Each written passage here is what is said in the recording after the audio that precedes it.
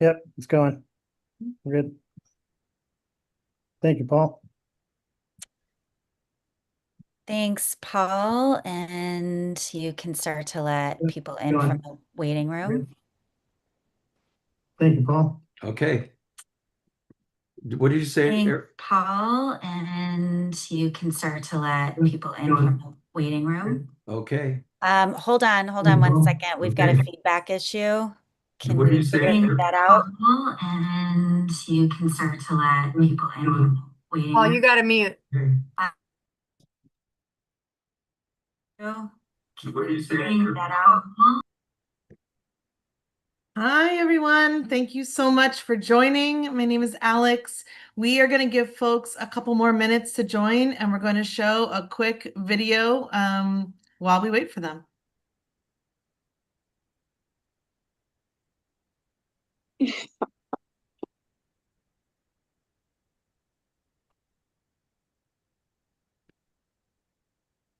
Um,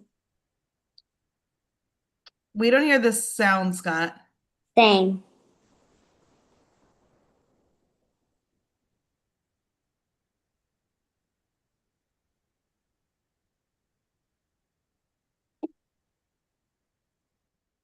Please don't do I had incredible doctors and nurses and care providers that helped me navigate that injury and got me walking again. I want our money. Oh, CalCare? I do. I'm excited about it. You are? What's something about CalCare that stands out to you? Well, I learned that 45% of our healthcare costs per person in the United States goes to administration and middlemen.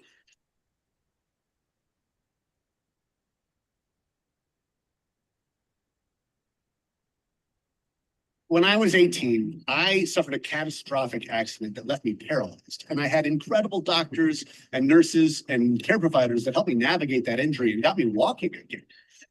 I want our money to go to health care, not to middlemen and not to for-profit insurance companies that are traded on the stock market. They denied my sister's cancer treatments last year. I'm all in for CalCare. What's a doctor? That's me. It's someone who takes care of me when I'm sick. What's a nurse? It's someone who helps the doctor. What's a middleman? I don't know.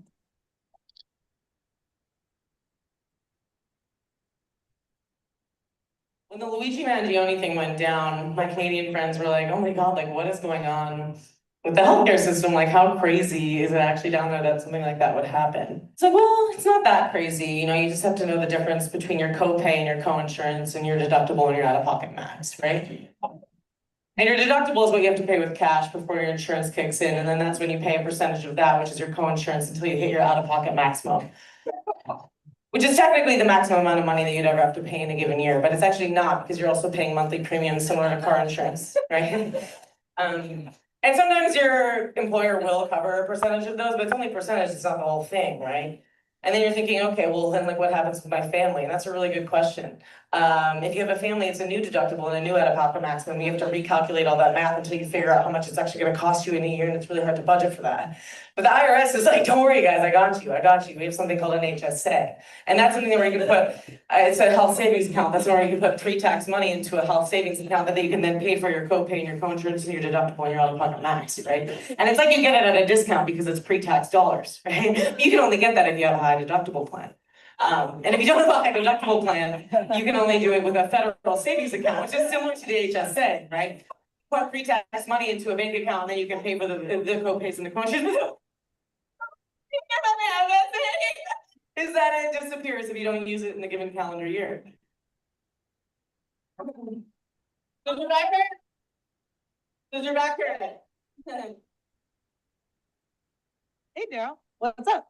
Just finding out that America spends twice as much on healthcare as other countries. The average is 6,000 per person, and we spend 12. That's irresponsible, especially considering our life expectancy. Have you seen this?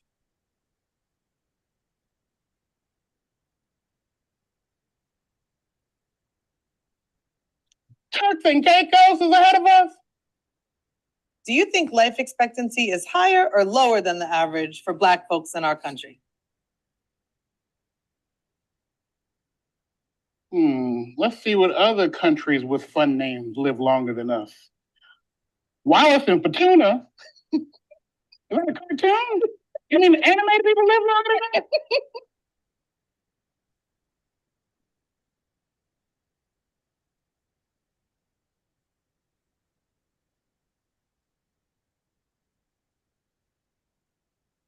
Oh my goodness. Comedy, but so true. So true. Thank you so much, Alex, for collecting those bits and producing some of them. And thank you, Scott, for putting them all together for our presentation tonight. Hello, everyone. I'm Erica Ferriston, she, her pronouns. I am the chair of Healthcare for Us, a nonprofit, all volunteer organization dedicated to guaranteeing health care as a human right in California and fighting the larger fight for health care justice. A couple of housekeeping items. This meeting is being live streamed, I think, on YouTube right now, and it's also being recorded. So we ask that you please mute yourselves. And while we do love to see your gorgeous faces, we ask you to turn your video off if your background becomes distracting. The format for tonight is we're going to have a presentation followed by a Q&A. The meeting will end at about 8 p.m. We will keep the Zoom open for another 30 minutes after we officially end in case there are other questions or things people want to share or just chat. And I am looking out and I see we have a wonderful mix of people tonight. We have those who have been holding down this movement for decades, who are veterans, who could be up here giving this presentation. And we have people here tonight. We're so excited you are here who have never really heard of CalCare and aren't familiar with the concept of single payer healthcare. So we're glad you're here, and our presentation caters to everyone here tonight. So thank you for that. And we're going to go ahead and drop links throughout the meeting, links to resources that will be helpful. If you want to go back and listen to something that you missed, it is being recorded. We're going to send out an email tomorrow with the link to that recording. It's also going to be up on our website. So if you have any friends who couldn't make it tonight, please feel free to share the email or send them to our website, healthcareforus.org. So I want to take a minute. I need to change my view so I can see everybody. I was looking to see if we have any advisory board members here tonight. I don't see any. So I want to just say a quick hello and introduce our board members. I'm going to start with Scott Peak, our treasurer. Scott, if you just want to give a wave. Dennis Resendez and Paul Newman working our tech. Thank you so much. Miss Sheila Bates is on with us. And we have Carol Fodera, who leads our membership and puts out our newsletter. We have Alex. You will be hearing from Alex later on in just a few minutes. And she is also our recording secretary.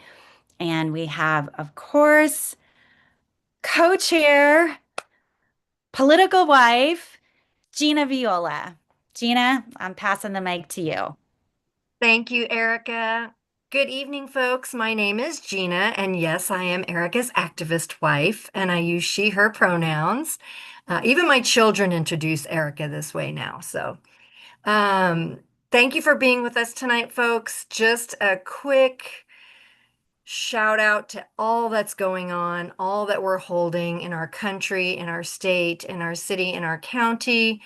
It's really difficult to talk about healthcare without talking about why we don't have healthcare.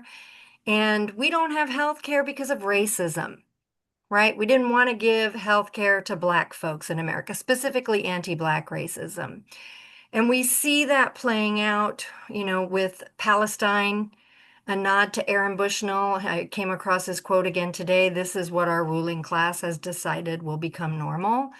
We have to fight against that. The Supreme Court ruling with the ICE raids, the policing, over-policing in our state violence, unhoused people. The unhoused number in the United States hit 700,000 in the latest count. It's the highest ever recorded, 150,000 of those being children. It's all connected. We know that we don't have health care, so they can specifically keep funding all of the things that keep us so unhealthy, like the war machine. So we're so grateful to have you here tonight. Thank you for your time, your intention. We are inviting you in to fight with us to make CalCare and single-payer healthcare a reality. Thanks so much. Passing it to Sheila. Hi, everybody. My name is Sheila Bates. I'm glad to be here with all of you. We just really want to quickly ground ourselves and allow ourselves to let go of what we were doing before, of the rest of the day, and allow ourselves to, one, have a moment, but two, also just ready ourselves to be in this meeting. So if you all could just find yourself in a comfortable position, if you can, plant your feet on the floor, lighten your gaze.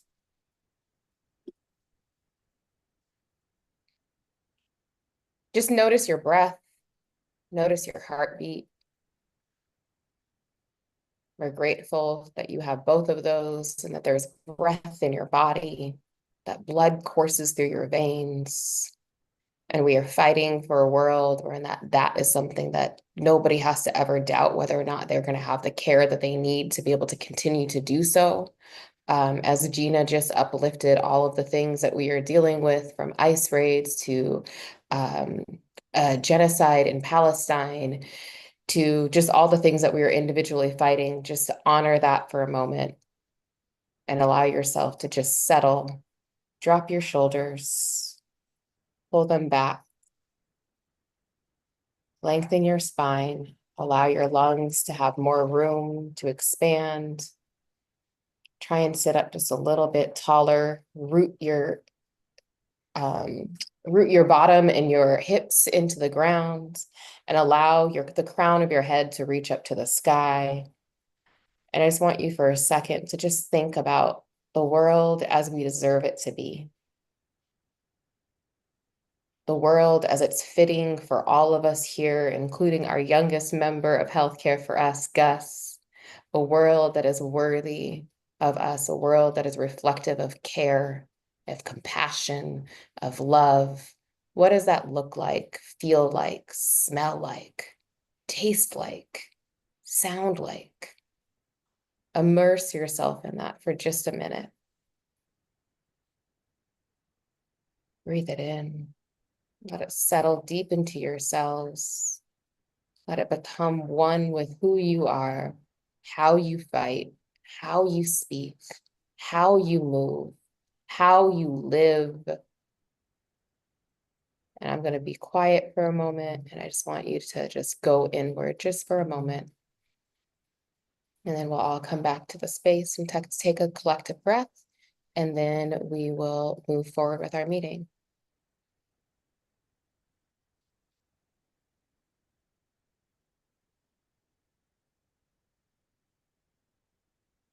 I invite you to join us all in a collective breath. I want you to really focus on inhaling through your nose, hold it, and then exhale. We're going to inhale for a count of 2, through our nose, hold for a count of 3 through our nose, and then exhale for a count of 5.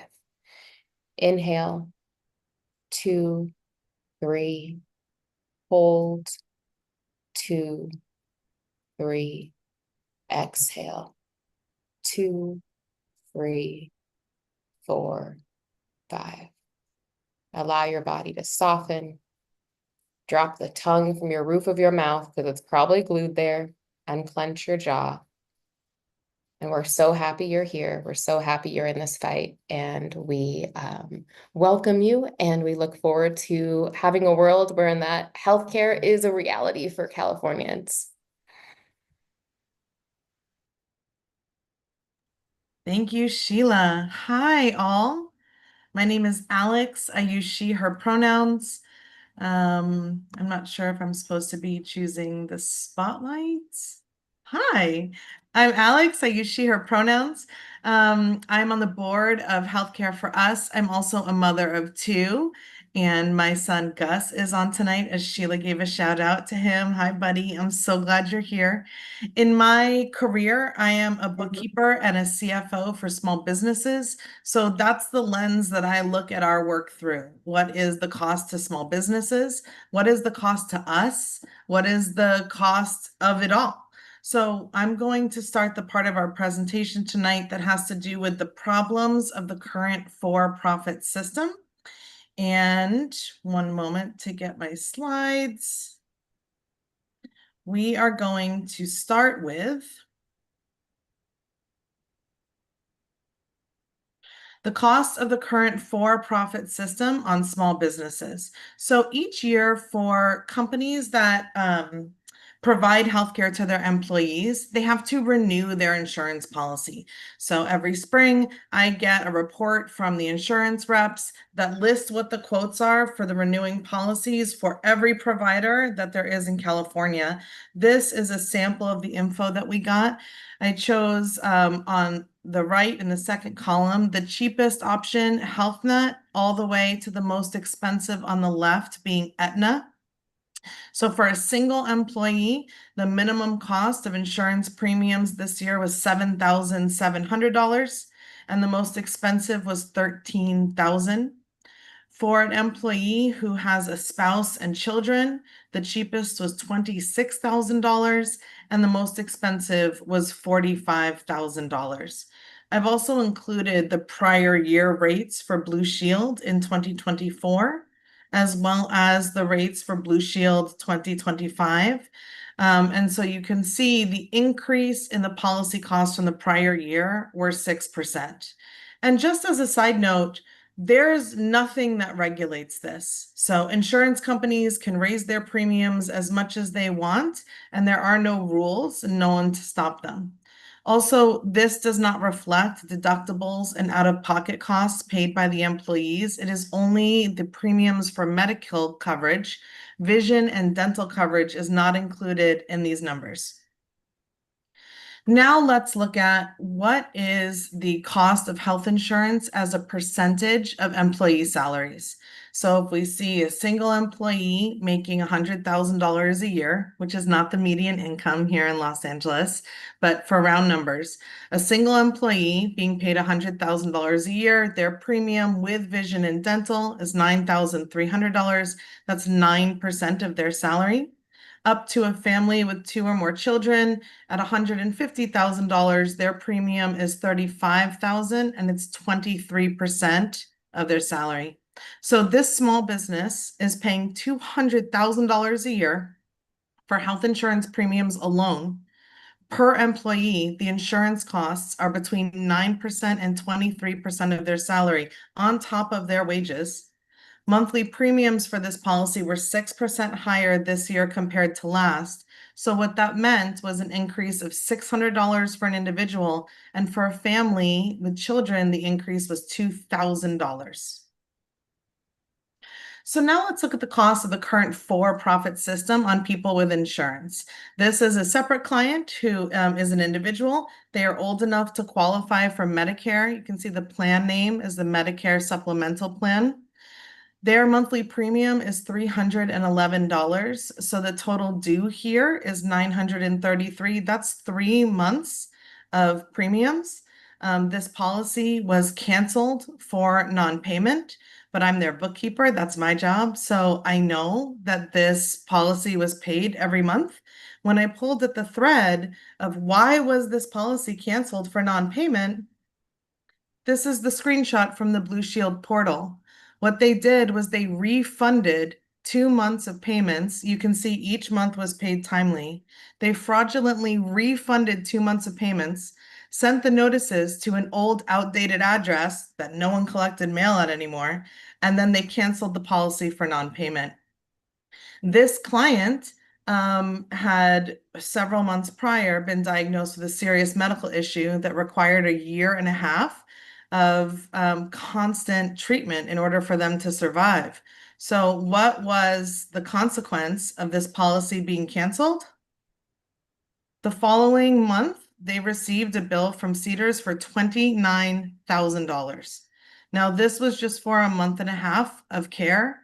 So on an annual basis, without the supplemental policy, they would have paid $250,000 to stay alive or gone bankrupt, as we'll go into next. But again, the policy was canceled fraudulently, and this is what it led to. So we know that we're spending a lot in America. How does America compare to other nations in its spending on healthcare? On average, other large, wealthy countries spend about half as much per person on health as the US. So you see the blue line in the middle is the average that the other high-income nations spend per person per year on healthcare, and that's around $7,300.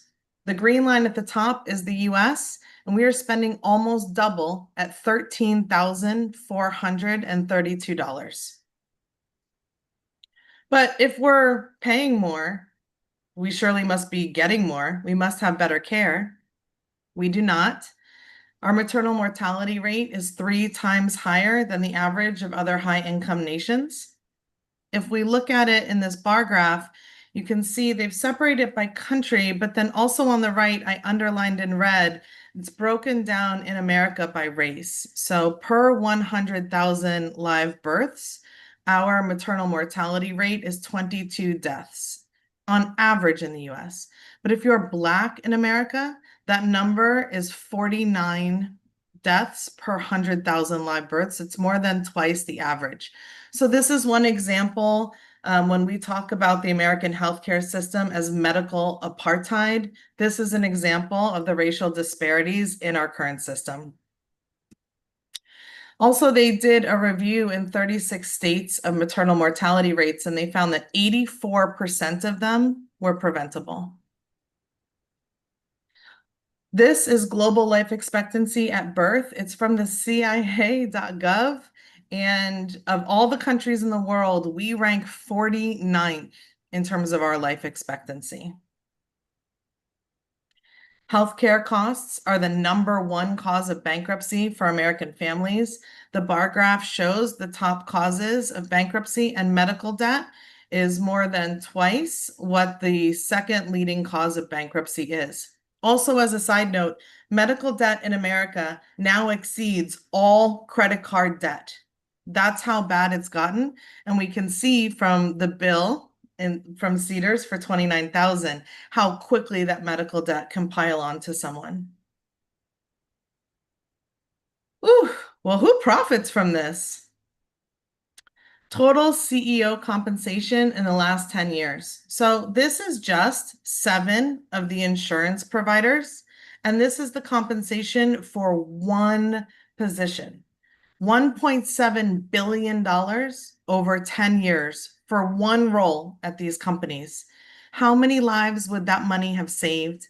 How much care would that have provided for our people? And to put it in perspective, of the difference between 1 million and 1 billion. 1 million seconds is 11 days. 1 billion seconds is 33 years. That's how much wealth is being extracted from our people in order to profit the capitalist corporate billionaire class. So when we think about why are we spending twice as much as the average of other countries, this is why. A small number of middlemen sit between patients and their treatments. In 2022, their combined revenue equated to 45% of America's healthcare bill, up from 25% in 2013.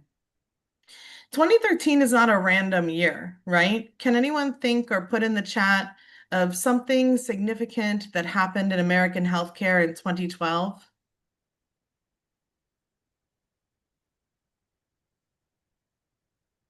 The ACA. Yeah, the ACA, that's right. Thank you so much. So in 2012, the Affordable Care Act passes. When that passes, which, let's be frank, was modest progress, right, but still significant legislation. When that passed, insurance companies then had to figure out, how are we going to maintain and increase our profits in the wake of the Affordable Care Act? The answer was increased premiums, increased denials. And what that resulted in was an increase to them taking 45% of the pie in just a 10-year period. OMG, or as Gus says, OMG, what's next?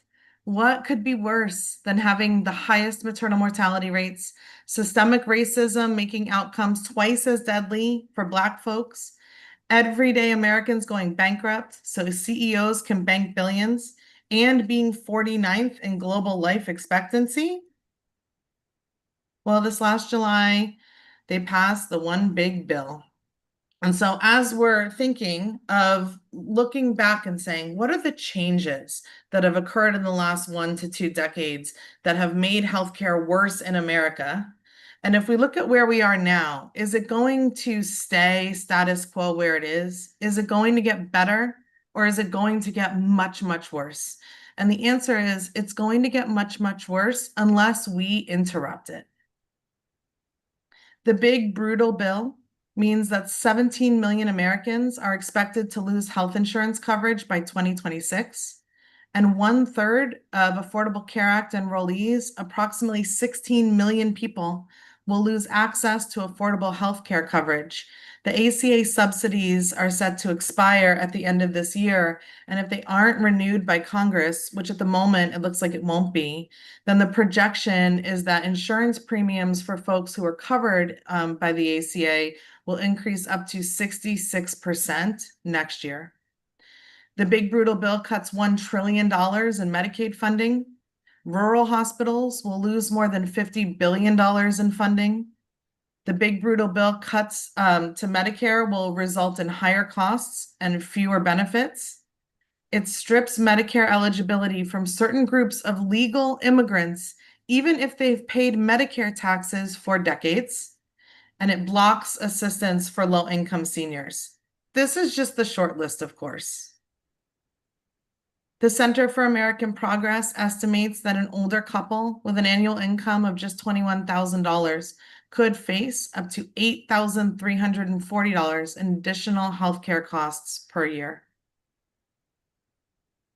But wait, there's more. Medicare Advantage privatizes Medicare for profit. So for anyone who doesn't know what Medicare Advantage is a privatized corporate Medicare plan. When you enroll for Medicare, you can choose Original Medicare, or you can select a Medicare Advantage plan that will be administered by a private corporation. One of the things that's important is that Medicare Advantage is not new, right? Medicare Advantage was created under a different name before I was even born, but enrollment was nearly zero for a few decades. People didn't start enrolling in this until after I was old enough to vote. So again, if we're looking at what are the shifts in our healthcare system over the last couple decades, we went from nearly zero enrollment in Medicare Advantage to, in 2023, more than 30 million people enrolled in a Medicare Advantage plan, accounting for 51% of those eligible for Medicare. By 2023, those enrolled in Medicare Advantage plans are expected to rise to 62% of all eligible beneficiaries of Medicare, according to the Congressional Budget Office. In 2022, researchers evaluated data from a large insurer's claims and found that 1/3 of enrollees faced one or more service denials each year. Approximately 15% of the 5.6 million denials, let's just sit with that for a second. 1/3 of enrollees, 5.6 million denials amongst 30 million people. Approximately 15% of the 5.6 million denials stemmed from Advantage policies that were more restrictive than Medicare coverage, suggesting that some Advantage policies deny care that would be covered under Original Medicare. This was corroborated by the Office of the Inspector General, which found that 13% of denials by Advantage plans actually met medical criteria. So if we look in our country, there are multiple ways that the corporate capitalist class extracts wealth from the middle class. This is one way that they do it with healthcare. Insurance premiums are another. In public education, charter schools, the larger conversation that people are trying to have about canceling Social Security. As Melina Abdullah says in BLMLA, they pilfer the public purse. And this is one way that they're doing it in Medicare, but they're doing it at the expense of our senior citizens. So publicly funded healthcare would help small businesses, protect senior citizens, reduce bankruptcy and poverty, address racial disparities, put healthcare professionals in charge of our care. It would improve health outcomes, and it would cost less. And the note that I'll end on before I pass it to Carol, who's going to follow up our problems section with the solution section. But the last thing I'll note is 18 of the 19 high-income countries on the planet provide publicly funded single-payer healthcare to their people. America is the only country that does not do that. And I'll pass it to you, Carol. Thank you, Alex. So now I'm going to tell you.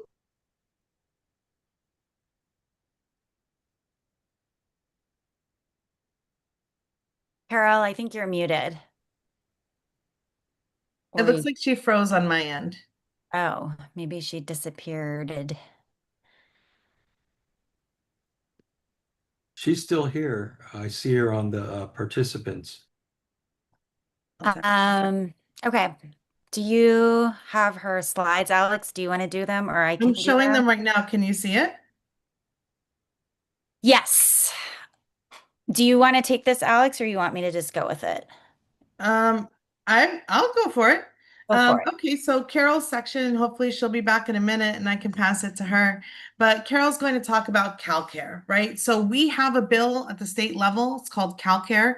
It was introduced in 2024. It looks like it will be reintroduced again in the next legislative cycle. So the answer to all these problems is CalCare as the solution. This is decades in the works. The community helped to craft this legislation. We have a 1-hour Zoom on our website where we go through every single section of the bill. And so as Carol, I'll tell you a little bit about CalCare. CalCare is California Guaranteed Healthcare for All. That's what the act is called. It's sponsored by the CNA, which is the California Nurses Association, and it was primarily written by Carmen Consti, the lead regulatory specialist. CalCare is the gold standard. CalCare sets a new level of single payer and would be the most incredible foot for America to start off on, and California could be the mother of it. This legislation would enact a single payer system in California, starting with a policy bill, and it completely eliminates insurance companies from our care. These are the 7 principles of CalCare from the CNA, from the Nurses Association. The first one is universal coverage. Everybody in, nobody out. Everybody, regardless of race, sex, gender, origin of country, disability status, immigration status, marital status, age and income, everyone. You are a resident of California, you get CalCare.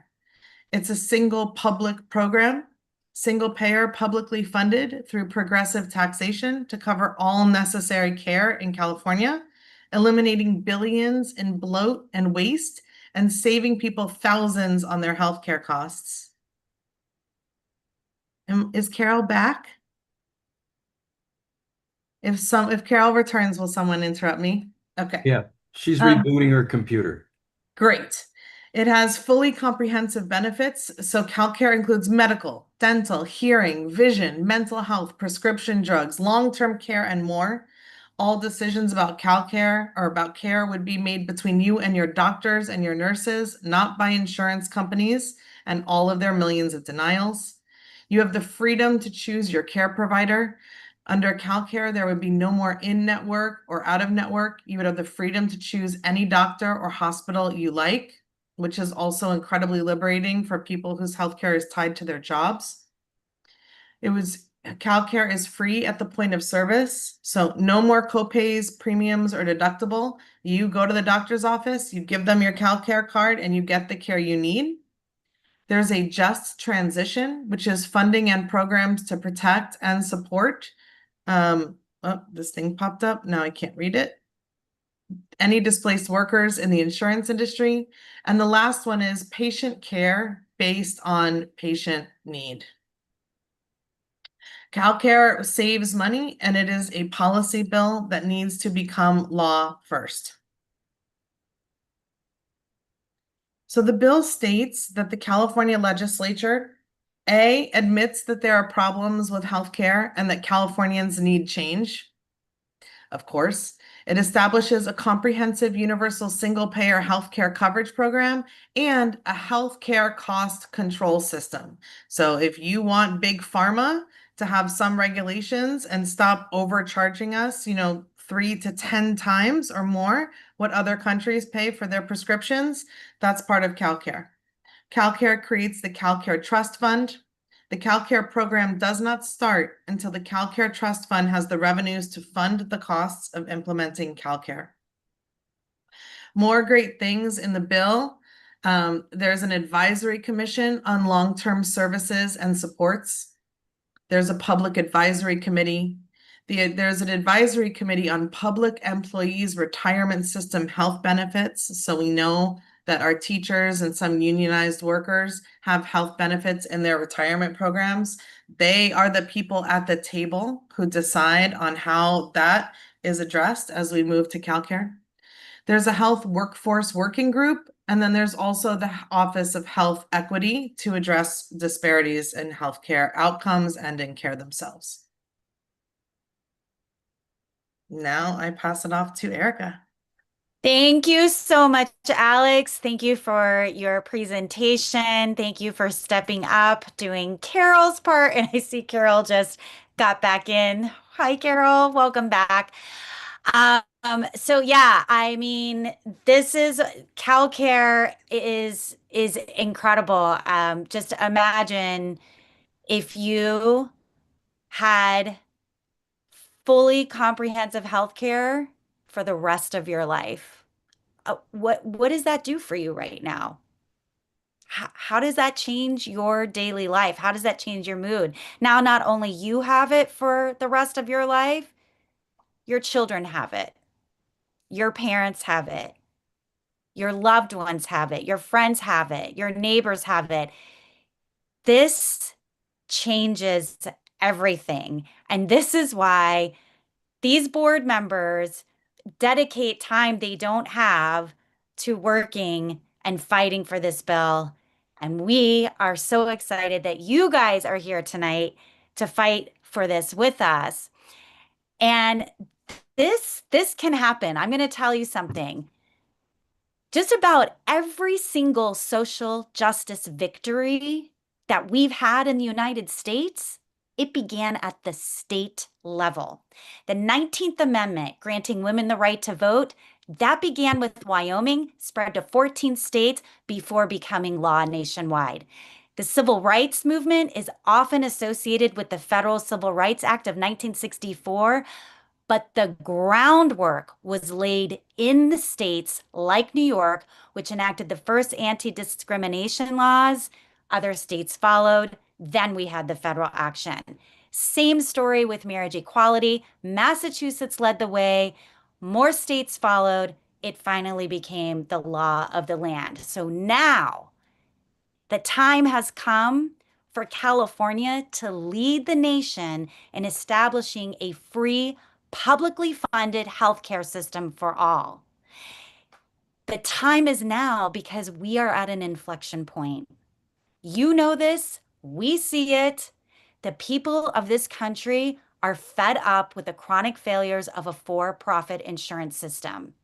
We are all seeing thriving government-funded healthcare systems around the world that their residents love, and Americans are now demanding that same kind of care for us. The time is now because our CalCare trials in 2022 and 2024, they prepped us. They gave us the opposition's playbook We know how to play this game. We cannot outspend them, that is true, but we absolutely do and can outnumber them. We outnumber them, we can outmaneuver them. The place is California. Why? Because I feel like the board could sing in chorus. California is the world's fourth largest economy. It is larger than Canada, Japan, and France, all with healthcare systems that treat patients, not profits. People love their healthcare systems there. So when anyone says we can't afford it, not true. We absolutely can afford it, and we must. The place is here because we've already built a strong people-powered foundation from which we are continuing to build on. We just came out of a summit on Saturday with organizations from across the state. All of these organizations are now back in their communities holding meetings, rallies, events, just like we are tonight to mobilize the forces for CalCare. So you're here tonight. People are elsewhere doing the same work all over the state.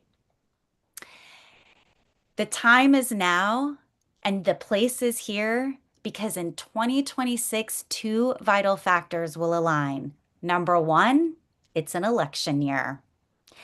And that is when we, the people, have the most power over our representatives. It is when they are running for office. It is when they are candidates. And the other significant thing that's happening in 2026, the mighty California nurses are bringing CalCare back. So we have the opportunity to send a clear directive to every candidate: no CalCare, no vote. So the point of this is to convey to you that victory is within our reach. History is on our side. We can follow the proven path of our neighbors to the north. Canada's national healthcare system began in one province, Saskatchewan, where a workers' movement, a third party, a workers' movement, they organized coffee clutches to educate and rally support people on a national healthcare system, or actually on the state healthcare system. Once that succeeded in Saskatchewan, no amount of propaganda from the medical industrial complex or the politicians could overshadow that success. And the two major parties were forced to adopt it nationwide. And that is the path before us. That is the path to victory.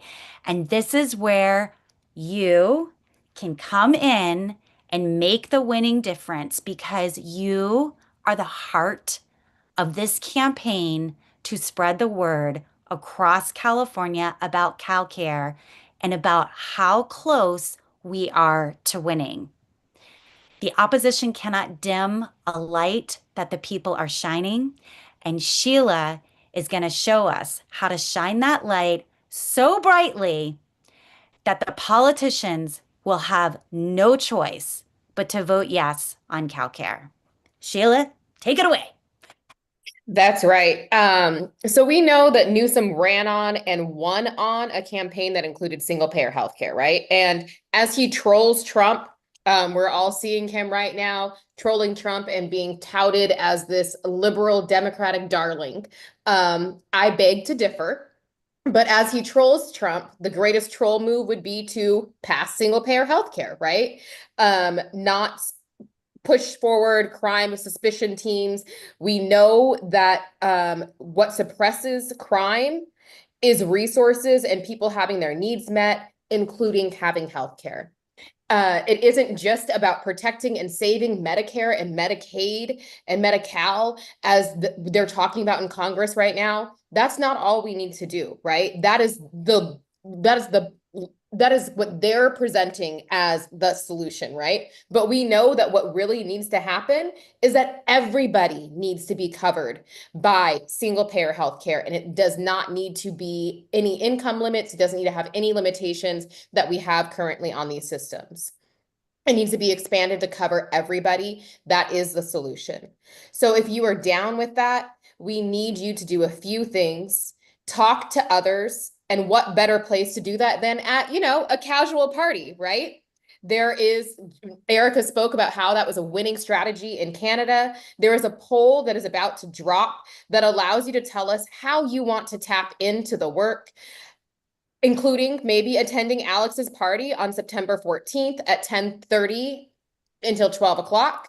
Throw your own party. If you want to know how that looks, I don't know, maybe come to Alex's party on September 14th at 10:30 a.m. Help with setup or cleanup. You can see how long that takes if you attend the party on September 14th at 10:30 a.m. Help fund a party, bring something. You can ask one of the hosts or helpers about this at Alex's party on September 14th at 10:30 a.m. Did I mention you can join us for Alex's party at 10:30 a.m.? We would really love to see you there. I'll be there. Alex will be there. Raise your hand if you're going to be there. All right, we've got a few folks. We would love to have y'all there. So the poll is about to drop. Is our poll live? The poll is live. The poll is live. So please tell us, how do you want to plug into the work, right? So number one, do you want to host a casual party? 2, meet up at Alex's brunch party on September 14th at when? 10:30 a.m. Or do you want to support a party, right? Help with setup, help with food, help with costs. We know that different people need to tap in different ways. Whatever you have, bring it to it, right? Bring it to this movement. If you are great at baking, please bake us some cookies, bake us some quiches, do whatever you want and whatever it is that fills your soul and maybe even fills our bellies, right? We need to fuel this movement. And so whatever it is that you get down with, whatever your talents and gifts are, please bring it. We need it here. We welcome it here. Let us know how you would like to tap in. And additionally, if you want, you can join a working group. Please select how you can tap in. We'd love to see these answers come through and to see how you want to tap in. And we will be in contact with you afterwards to follow up on these things. Because we need you to jump into the work, right? We know that we are fresh out of the summit and many of y'all were there, and we are happy that you attended, and we helped to develop that. We were a part of it, and we need you to stay tapped in through an organization such as ours. So continue to plug into this work. Please show up to the party, fill out that poll. We'll follow up with you. And then Gus, the youngest member of healthcare for us, is going to tell you about one other way that you can help us out. Take it away, Gus. Hi, my name is Gus. I support CalCare because when we take care of people, we respect them. Paul is going to put a link in the chat to donate if you're able to. If you like what we're doing, please put 5 on it. Hey, Gus, are you going to put 5 on it? Yeah, I'm gonna put my September allowance on it. Buddy, thanks so much. Great job.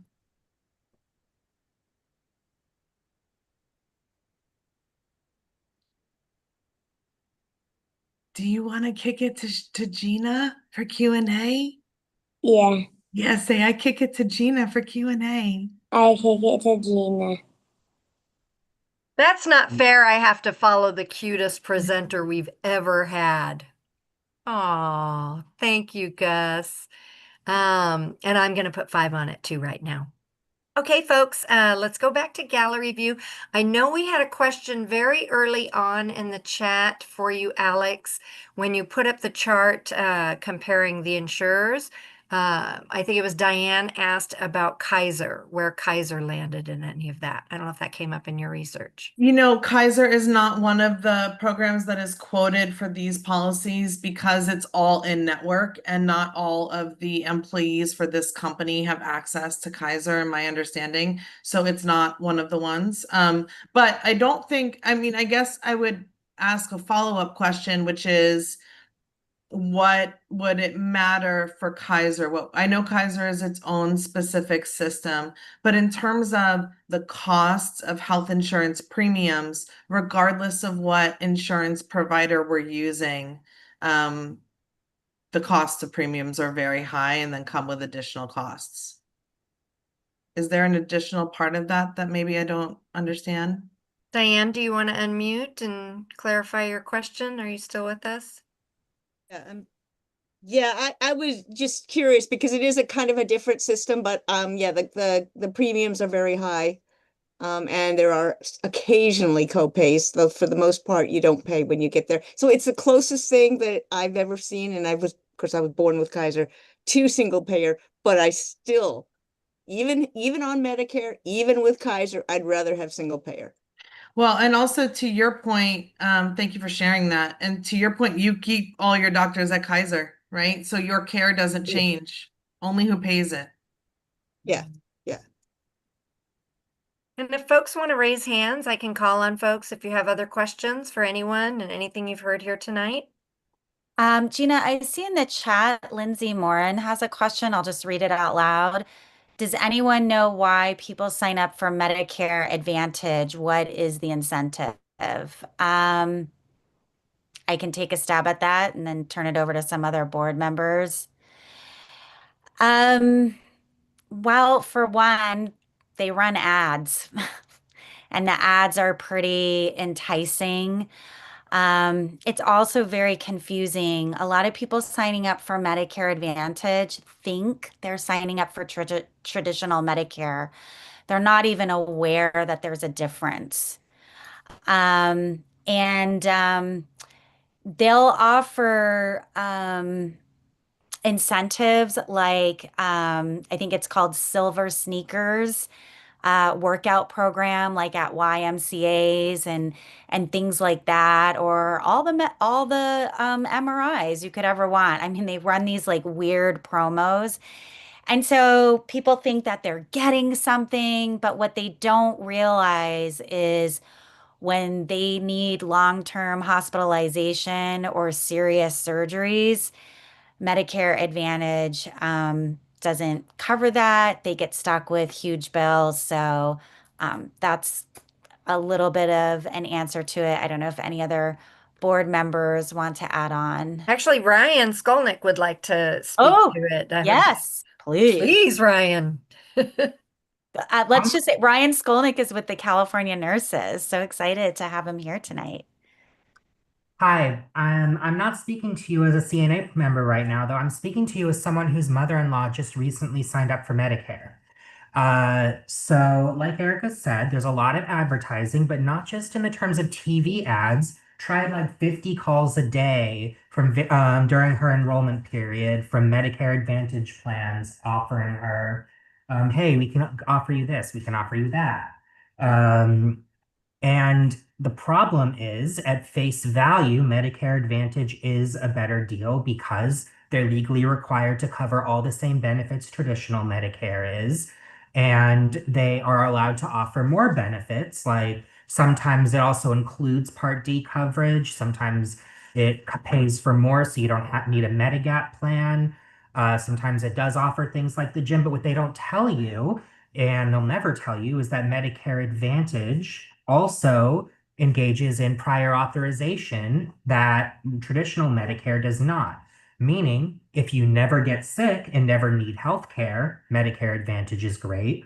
But the moment you're sick, you'll find yourself having to fight for things that you wouldn't have to fight for if you just had regular Medicare. And you can't, and it's very hard to jump from Medicare Advantage to traditional Medicare. So they scam you into offering you a deal that you only get if you are not in a position to take advantage of it. Thank you. Thank you so much for jumping in there, Ryan. Gina, how you doing monitoring the chat? I'm fine. I'm just a little distracted because you're texting me too. I was trying to cue that up. So Katrina had a great question in the chat. Is there a strategy for pressuring folks like Katie Porter who say they won't support CalCare because they view it as a distraction from nationwide level single payer? This is so layered. I mean, I'll start with a very quick and simple. Hey, Katie Porter, you were in Congress for a while. I didn't see you force the vote on Medicare for all when you were there. So it's pretty rich of you to be speaking to it now as not being able to do it in California. That's my 2 cents. I love your 2 cents. I want to say this is opposition tactics right here. So remember, I said earlier the 2022, 2024 CalCare trial runs gave us their playbook. This is right from their playbook. So whenever we have a state bill, well, let me just clarify. We support national single payer. But when we have a state bill, all of our focus is on the state bill because we know, like I shared, just about every social justice victory happens at the state level and the nation follows. It really doesn't happen from the nation down to the state.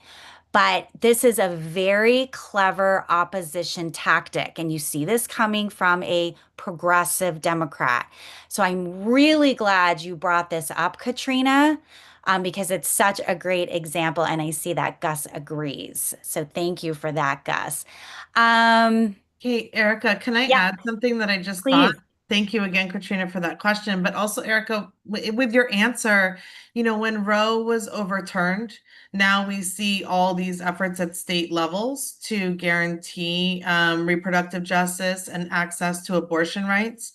So to your point about Katie Porter, you didn't do it at the federal level, but also our people need this. So if we aren't going to have it at the federal level, then we have to do it at the state level. Does anybody else want to weigh in on this? Just uplifting what I believe Paul dropped in the chat too is that there's a saying in policy work that where California goes, the rest of the country follows. And so that's true for this as well. And so we know that if we can show that California, with as big of a population as we have, right? Now, mind you, we also have a very large economy, can do it, right? Then so can everybody else.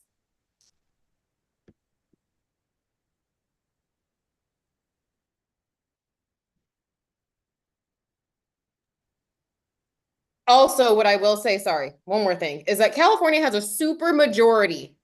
So we are poised and ready to be able to do this, right? Democrats have a super majority. Democrats have a super majority in both houses and have a Democratic governor. And we have a governor who ran and won on single payer healthcare. So who better to do it than California? Yeah, any other questions? I'm seeing that Betty E is being supported by the Progressive Democrats of America because she supports single payer. That's wonderful. Thank you for that, Lynn. And a shout out for Dr. Butch Ware, who's running and absolutely supports CalCare. And if you look at his website, his plan is to declare an healthcare emergency in the California and implement CalCare in the first 100 days, going around the California legislator to do it. So not sure how legal that is or how much, but I'm not really sure what's legal anymore anyway. Any other questions? Oh, I see your hand, Lynn. Hi, thanks for your meeting. I'm really enjoying it. Yes, I am a CNA researcher, and CNA is doing huge efforts to address organizations that support Democrats, unions, etc. We're trying to target certain Democrats, getting organizations that endorse them to support single payer. And they have actually conducted in-person meetings with new Democrats, freshman Democrats, to see if they support single payer. And I believe Patrick Aaron up here it agreed to support CalCare. So from various standpoints, CNA is doing a huge effort I'm also researching schools. They're looking at all the student groups. I did Chico State, I've done Fresno State, and they have all kinds of different, clubs, diverse and such, and try to get students at the youth level involved because they're the population that don't know that much about single payer. So I'm excited to be part of this project, to see CNA branching out finally. Great. That's great information. Thank you. And it just excites us all the more, that the momentum is building and bill after bill, and we're going to have another bill next year. So, we're definitely on that train and glad to see all the organizations. I mean, I think it was 243, Ryan, small businesses signed on last year. Like, it's coming around the mountain, as they say. There's a question from Alice in the chat, and then I'll go to you, Cheng Sim. CalCare started with a plan to have a trust fund that contains California's Medicare and Medi-Cal funds to pay for single payer. If that's still the plan, could Trump find a way to shut it down? Oh, Ryan answered it in the chat. Thank you, Ryan. I'll read it out loud for folks. It's easy to deny a waiver, but it's very hard to revoke a waiver once it's approved. But we wouldn't be implementing this during the Trump presidency. We'd just be passing the policy bill, once again, and waiting until he's gone to move forward with the waiver. Thank you, Ryan. So, Sheng Gina, Sim. can I weigh in on that? Again, this is another opposition tactic, right? So we have one, oh, I don't want to support it at the state level because it'll hurt it at the national level. Not true. You pass it at the state, the nation follows. Doesn't hurt, helps. Makes it happen, actually. Just like every other social justice victory. This is another one. Oh, we can't because Trump is, I would support it, but since Trump is president, we won't get the waiver. This bill is a policy bill that has to be passed first before we get to anything having to do with the federal waiver. So Trump has nothing to do with this. The feds have nothing to do with this. This is all California. We just have to pass this policy bill. So again, that is an opposition tactic. Back to you, Gina. I dropped a fun little video in the chat for everyone. Cheng Sim, go ahead. I just want to address 2 points. First is the opposition that has been suggested in certain quarters that somehow, state single payer is not possible, and only national single payer is possible because of ERISA and all that kind of stuff. So that argument is actually bogus because the state single payer bills, including CalCare, there are workarounds. I don't want to get into too much into the weeds, but the 2 previous CalCare bills had workarounds so that ERISA was not affected. So don't believe it when people say to you, you can't do state single payer, you can because of ERISA. That is bogus. And then the second point I want to address was in terms of electoral pressure, it's not good enough to get candidates for office to say they endorse single payer or they support single payer. We've all seen what Newsom did. He said to high heaven he was a single payer supporter, and that first thing he would do as governor would to bring a single payer to fruition. So lies, lies, lies. So candidates can say they support single payer, but then when they get elected, they back off,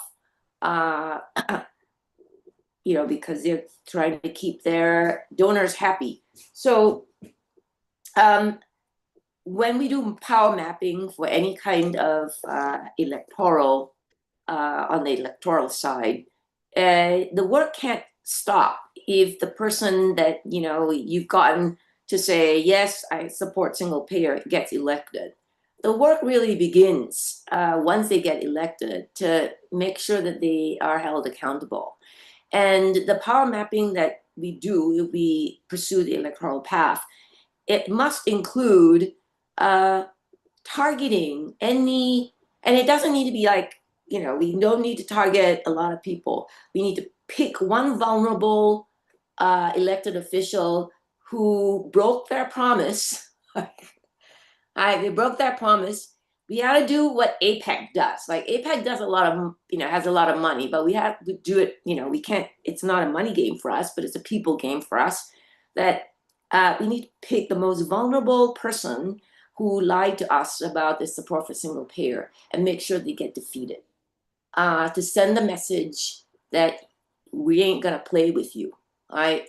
You will suffer the consequence of lying to us. So that calculation needs to be part of any kind of electoral plan or path.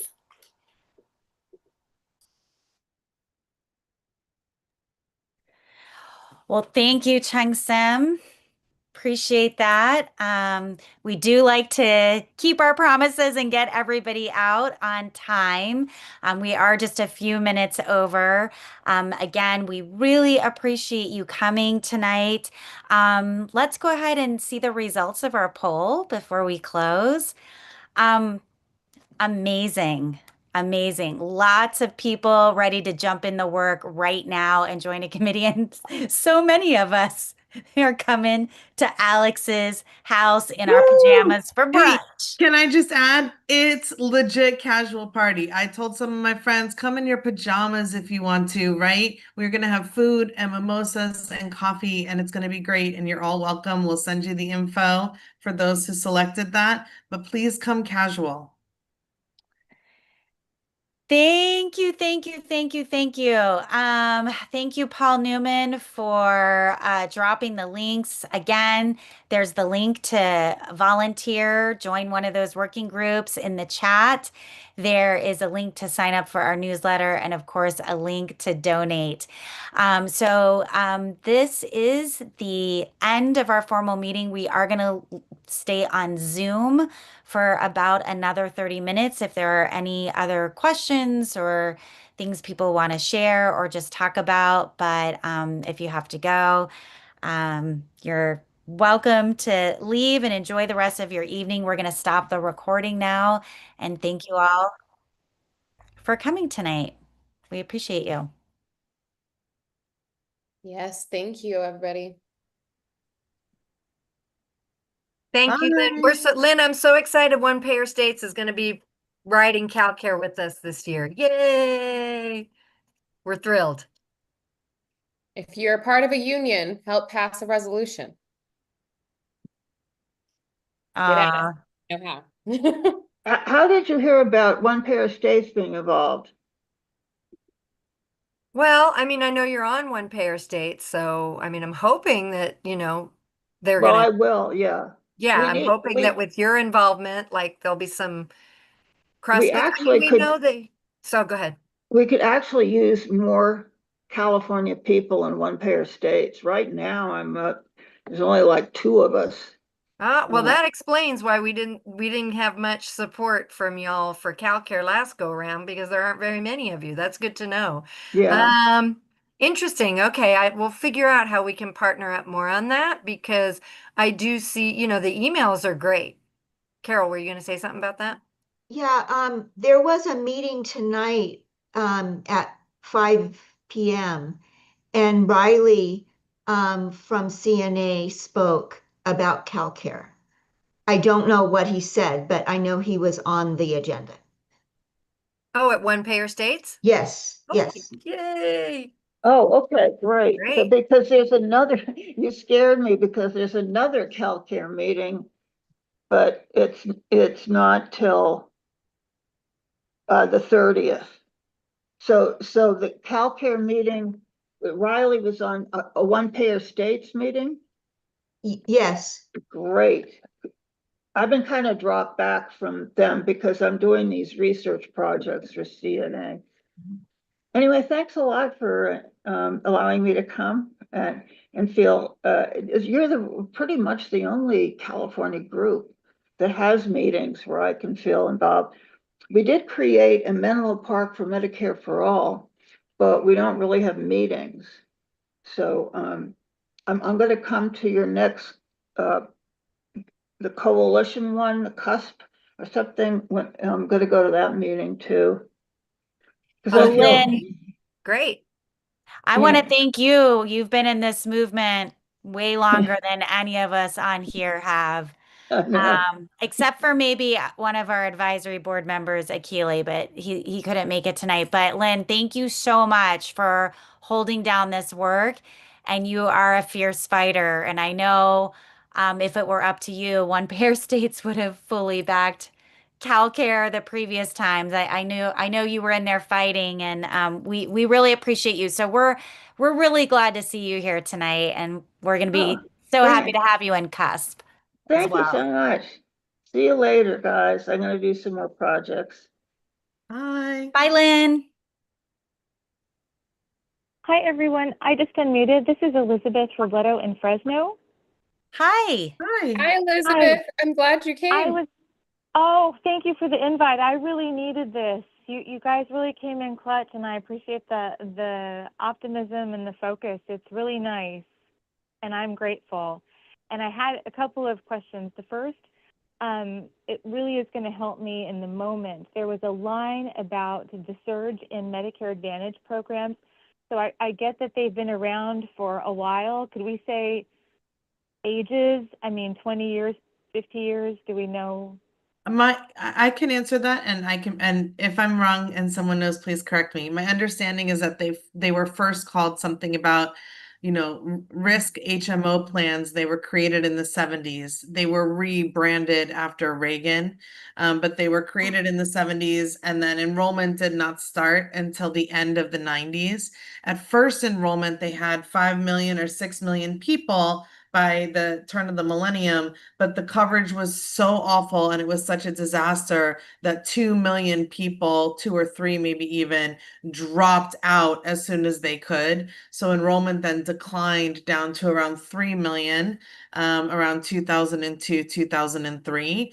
And then they spent the following years rebranding and figuring out how to market it and get it back in the mainstream, or get it in the mainstream at all.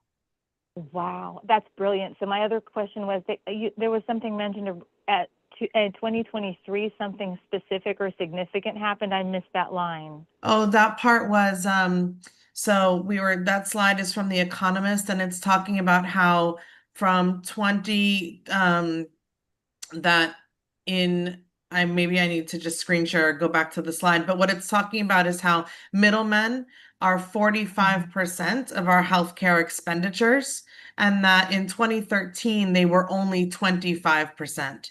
So insurance companies figured out ways to make their piece of the pie go from 25% in 2013 to 45% 10 years later.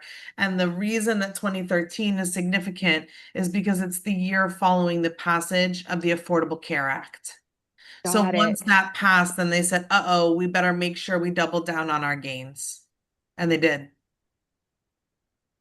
Absolutely. Okay, I really appreciate it. And the other question I had was around the resolutions portion. I actually work with, I'm VP of our Dem Club, and I'm on the resolutions committee.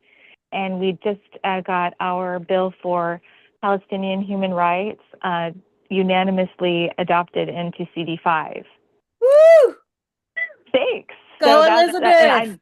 thank you. Oh, thank you. Well, you guys are very inspirational, and you really touched on all of the things that are really going to move and create the kind of environment we need to have to I don't want to use the word, but prepare the leadership that needs to be brought forward, right? Want to give them a clear pathway to victory, and this is it. And I'm willing to do that. I'm willing to pave the way as much as I can. So I'm very grateful. So we pushed one, and I can push another. I don't have a lot of support, but I'm willing to go up until I make it. And if I fall flat on my face, I don't care. That's It's fine. leadership. That is true Oh, leadership. thank you. Well, Not caring if you fail. It's thank you so much, yeah. because that's what we need. I'm just curious, Elizabeth, were you interested in hosting any parties? Yeah, I'll do it. Yeah, I have a group. I'm trying to I'm trying to get my groups together again for the different things that are coming up. We're all siloed in a way because we're all kind of dedicated and it's we're very spread out and we're spread a little thin in Fresno, but we show up. So if I were to put together a little event and I've got some time, I can do it for the September 14th time. Oh, where is the 10:30 a.m. one happening? I'm in Fresno. I might be out of that area. I live just east of Culver City, near La Brea and the 10. Yeah, I'll go ahead and do it, Fresno, and I'll support you. We'll do it at the same time, and I'll be thinking about you. Well, also, if you wanted to do it at another time, one of the things that we were talking about is how to build out the casual parties where, Erica and I are planning to go to the ones that are local here in Los Angeles, but we'd like to be able to build them out so that they could be all across the state. And if you're open to it, we would Zoom in where we can do the presentation for your people, and then maybe you could help us. What is it when you tinker with things like trial and error? There's something, it would be really helpful if you're open to that. We're building the plane as we're flying, and I'm a teacher. We're teachers. We're down. Let's nurses, and we know how to do it. Yeah, absolutely. Yeah. And we have all kinds, we actually have a page on our website, Let's Party. And so we have resources. We'll have the slideshow there. Like if you just want to do it if you're be like, you know what, girls, I got this. I'm better in person. I can do the slideshow myself. And then what the goal is for everybody throwing a party to get two people attending that party to commit to throw a party. So if we just get two people from each party to commit to throwing a party, that's how we feel it's really going to spread. You get the numbers you need for somebody to co-sponsor. Yeah. I mean, two or more people, but yeah, at Yeah. least two people from your party. If they have a party, two people from that party have a party, and it's like dominoes. Yeah, I love it.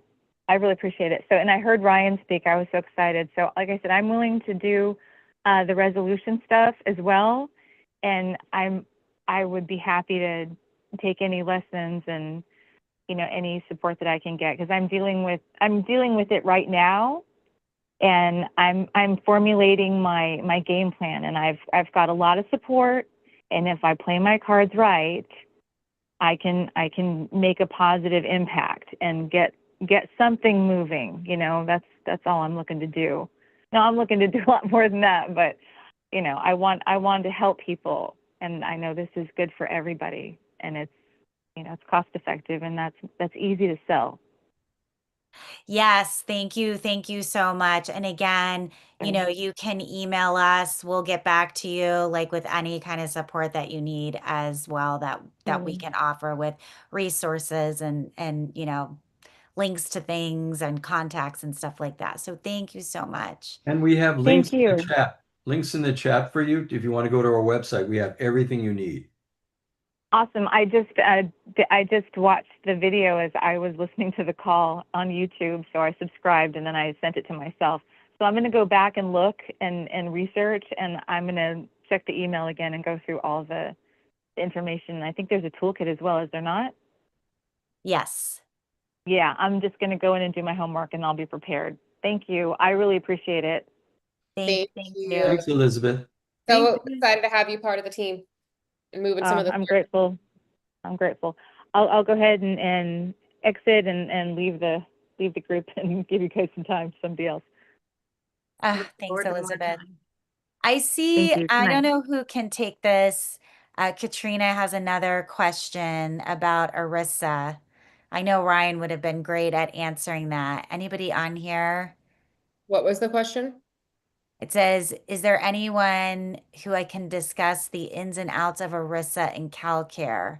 The conversations within SAG-AFTRA often include a lot of gaslighting about ERISA tying our hands in many ways. What I will say, Katrina, I don't know if you've heard of Hollywood for CalCare, but if you go to our website, which is HC, the number 4us.org, we can drop that in the chat again. There it is. Alex got it. If you go to our website, underneath About, you'll find our single payer partners. And on that page, you'll see Hollywood for CalCare. Click that. It takes you right to their website. This is their specialty, all the entertainment union stuff. They can give you everything you need.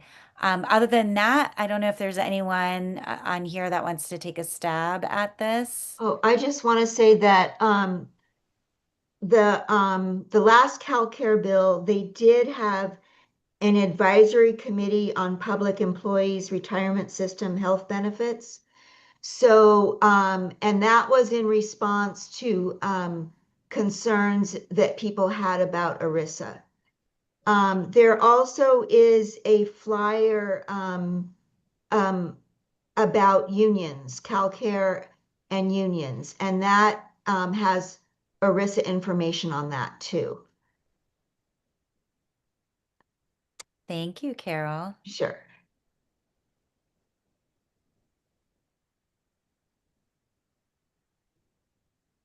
Oh, good, good, Katrina. Awesome. We have about 10 minutes left before we close. If there are any other questions, and if not, we James? can. James, did you have a question? Here, unmute you. Let me unmute you.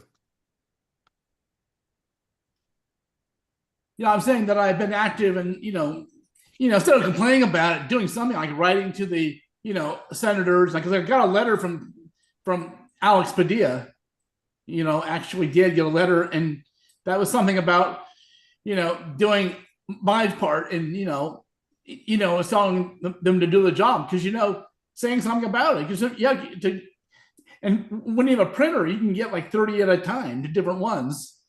You can really expand it around, and knowing that and saying, well, you got to just do things about it. And, and the way things are now, it's just like, we're not, it's like we've gotten to a point where it's like, the whole world, the rest of the world is like, doesn't want anything to do with us anymore. They don't want to deal with it because they don't want to deal with Trump. It's all because they'd say, well, he's alienated, the corporations don't want to deal with us anymore. They want to just not deal with the American corporations around the world. They don't want to, do it. So we're really going down economically. I mean, for most of us, We're such an unhealthy nation, and it's in all aspects. Yeah. So yeah, I agree with you. I recently read something interesting though. I used to think letters on letterhead were the most effective way to communicate with our electeds, but they said the way they register communications, for every one phone call they get to their offices, they count that as 100 constituent calls. For every letter, I think it's 10 constituent calls, and I can't remember what email was, but the highest was the phone call. So apparently, supposedly the phone call gets logged as the most. I mean, again, we call, we letter, we show up in their offices, we have meetings with them. So it's hard to say what's effective, but I totally feel what you're saying, James. It's hard. We're in a hard time to be such an outlier on the rest of the world. We've gone just all around. It's bad. And, Trump doesn't give an FUCK about it, and he just, just a scum and just really like, the worst we ever had president we had. Cause I thought Reagan was pretty much inferior back when I was a kid. I didn't like Reagan. My parents didn't like Reagan. My parents publicly, they did not like, Reagan, even as California governor, they didn't like him. And that was way back, decades back. You had some smart parents. Yeah, you probably saw it on my Facebook page about my parents all the time, about seeing them, decades back. And we know some people that knew my parents actually. Well, first of all, Gina, that is interesting information. I did not know that. So thank you for sharing that. And James, thank you so much. You're always taking action, and that's what we need. So I really appreciate that you're always showing up. You're always taking action. So thank you so much for that, James. I really appreciate it. Anyone else? If not, I think we can go ahead and close the meeting and say goodnight. Thank you, Alex. It was the Alex family affair tonight. Oh my gosh, Carol, Yeah. I hope you feel it went well. I hope I did an okay job. Thank you so much for Yeah. writing everything out for me. Well, I apologize. My computer my mouse locks up and just the whole thing dies, and it's never happened during a meeting. This is the first time. So, Right when you were going to present. I know. I know, and I practiced. I know. I had it all down, But anyway, I know teamwork, we fill in for each other as needed. So thank you, Alex, for filling in. I mean, And it's you so don't good that even- we had the run through yesterday, so I Yeah. just heard you do it. And you don't even need to practice, Carol. You know this information inside and out. Well, thank you, but I like to practice. I feel better. And so anyway, I'm not sure. I'll have to ask our tech people what they recommend in terms of my computer. Sounds good. Well, I want to thank all of the board members for all of the work that you all do all the time, every day.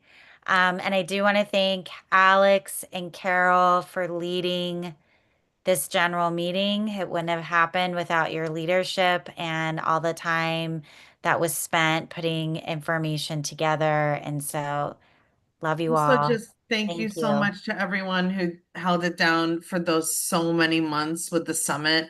It felt really good to do that this weekend, and also for us to be, I didn't make it to Labor Day, but to be together twice in 1 month, it just feels really good. And going into this and going into brunch, which, everyone's invited up to brunch on Sunday, but no one's obligated to come. We have, I think, like 20 people, and I have a small house, but everyone is, of course, welcome. And I also know we have a lot on our plates. But it was just really helpful to have that summit on Saturday going into all this, and that the Herculean effort that was. Yeah, thank you, Gina. We should all get like Good Nobel job. Prizes for patience. Yeah, I mean, Gina. only because I only Reminder, have. y'all, just a reminder, it's not just us as a board right now. No, it's just because I was there from start to finish. Yeah, like, yeah, she's been there from so start to I finish. appreciate that. for Yeah. sure. Yes, thank you for holding it down because Lord, I was definitely dipping in and out. All right.